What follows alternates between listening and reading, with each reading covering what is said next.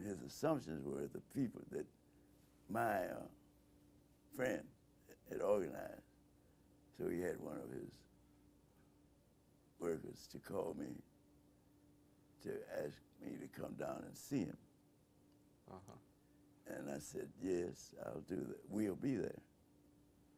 And the commissioner said, no, the mayor just wants to see you. I said, tell him we'll be there. The mayor did not want to see them. He wanted to see me. I was not going to see the mayor in that period by myself. But if I was in a crowd, just like this mayor, and he saw me, he would say, there's Tim Black. How you doing, Tim? How you doing? And so in that period after the war and during this period of describing and the needs which we were demanding, I got to see the mayor quite a bit. Okay. Well, why don't we break now? This is Gary Johnson. Today's the 9th of June. We're at the Chicago History Museum. This is the second tape in the series. And if you could state your name again for the record. My name is Timuel, Timuel. D as in David, Black, B-L-A-C-K. And I was born in Birmingham, Alabama, December the 7th, 1918. Why don't we talk about the era when Dr. Martin Luther King was in Chicago, and also what that meant in terms of the mayor at that time, Mayor William J. Daley. Richard. I'm sorry, Richard J. Daley, right. Sorry. Well, in this continuous project to try and get open housing, and the fact that in Chicago, or the Chicago area, we raised more money in the area, white and black, than most other places in the country. He was brought here. We raised a lot. I'm a Unitarian Universalist. We filled Rockefeller Chapel under the leadership of that church. I helped initiate that.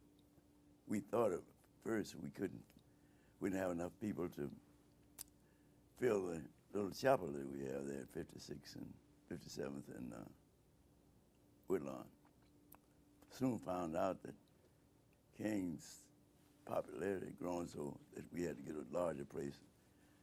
We got, with the university, donated us the chapel, Rockefeller Chapel. It was overloaded.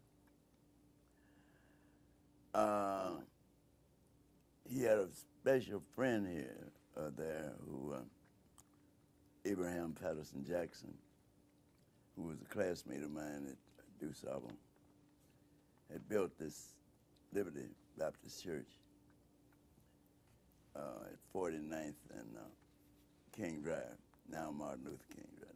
Now, I mean, before that, South Park. And he and King had gone to Morehouse at the same time. He had the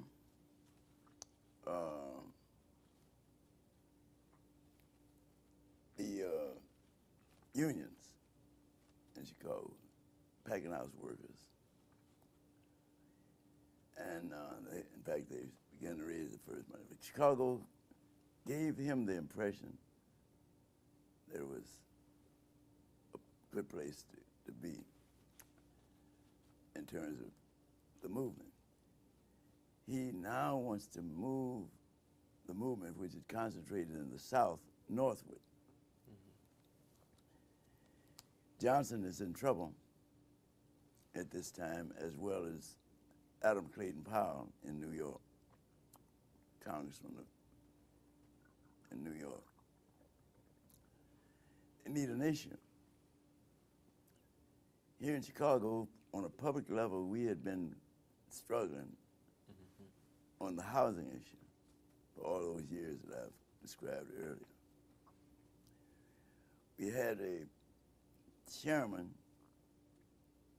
this executive officer of the Chicago Urban League, Edwin Bill Berry. And Bill Berry and Tim Black had organized, after the March on Washington, successful March on Washington, a rally favoring Dr. King in 1964, and we filled Soldier Field. Now, in that period, then, Johnson is on Vietnam is in serious trouble. He wants to switch concentration from himself to a national issue, housing. But when he began to try to get Powell to embrace King to come to New York, I was there at a meeting because Powell was chairman of the House Labor and Education Committee in the House.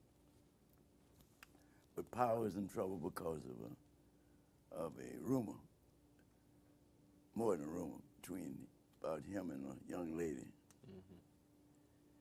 And he was too stubborn to give this young lady what she wanted with some money. Some of us tried to say, give us money and cut the stuff out. At that time, this was not a felony.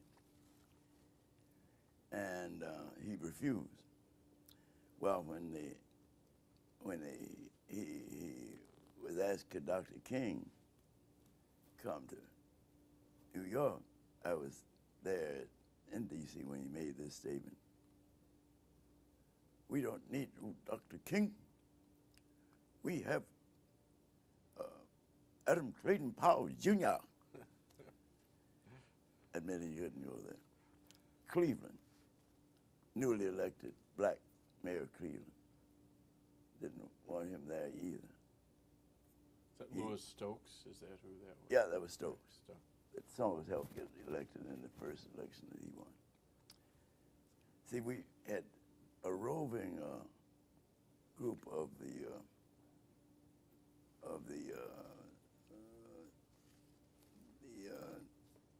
ADA and other organizations. And Americans for Democratic Action. Yeah. We would go to a town and help organize town. Gary is just another example. Right. And so we are fighting for open housing, and this background with Johnson and King, not King, but Powell is out there.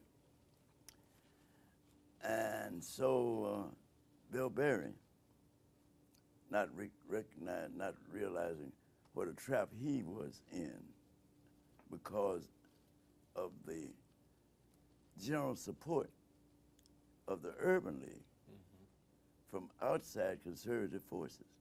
The business community. The business community. And so he asked King to come to Chicago, he and Al Raby. And that's another story.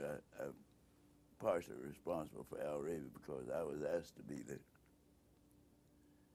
the coordinator for the Chicago Community Council, the Council of Community Organizations, CCCO. And I said, we know we need a younger man, pointed to Al Raby, who had just begun to be fairly active. And Al and Bill went to Doc, asked him to offer Chicago as a place.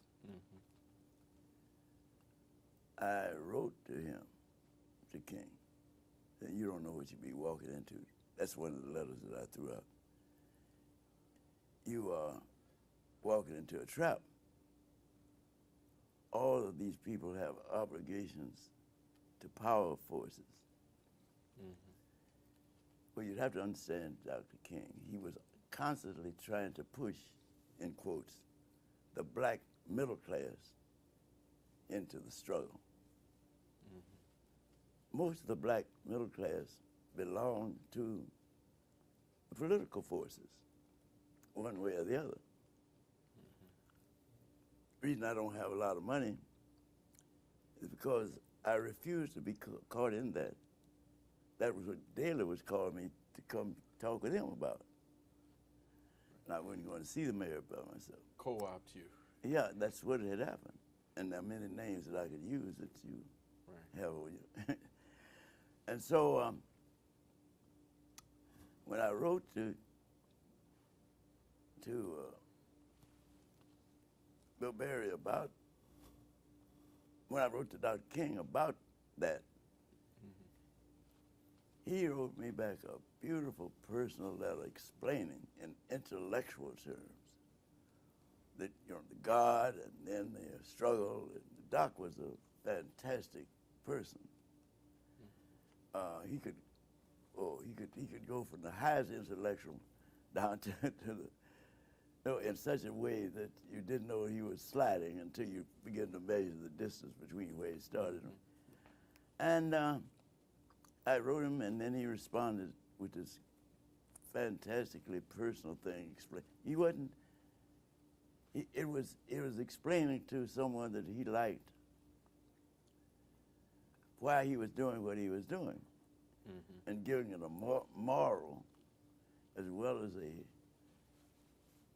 condition of the betterment of the people. In the name of the Lord, this is why we ought to do that. And so he was going to come on. Bevel tried to keep him from coming.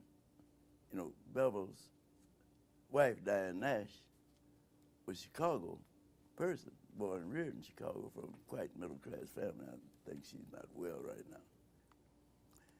So he decided he was going to, then the silent was more than 6 by the time. Daley had them to call those of us who were on the left edge of the triple CO, try to get us to convince Doc not to come. Not for the same reasons I was at, but reasons of exploding the city. So he, using his understanding of those who had asked him to come, that he would come anyhow, and he was explaining in a very, very nice manner. And wasn't it true there were even some pastors who didn't want him to come? Is that right? Oh, absolutely. In fact, the leader of the Catholic social arm, I forget his name now, he's dead. Father John Egan? Not Father Egan. Father Egan didn't care. He wanted, no, I'm speaking of black. Oh, African American. Okay. African American. Okay. No, he was there were African Americans as well. But this was a leader, John. Oh God, well, he's dead now. But he was against King, coming for another reason. Assumption being that King would cause trouble.